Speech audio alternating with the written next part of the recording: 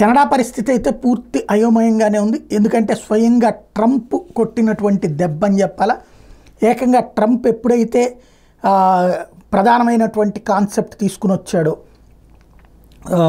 కెనడాకి మీద పెనాల్టీ వేస్తాను, ఇప్పుడు అక్కడ ఉన్నటువంటి వ్యాపారులు ట్రంప్ వచ్చేలోపే అమెరికాలోనో లేకపోతే ఇతర దేశాలకు వెళ్ళడం బెటర్ అన్నటువంటి ఆలోచనలో ఉన్నారు. ఎందుకంటే బిగిన్ అయిన తర్వాత అప్పుడు వస్తే నాట్ అలౌడ్, అప్పుడు ట్రంప్ అడ్డుపడతాడు తమని, ఈలోపే వ్యాపారాలు పెట్టేసుకుంటే బెటరు అని కొంతమంది ట్రంప్ దగ్గరికి తమ ల్యాబింగ్ని పంపిస్తున్నారు.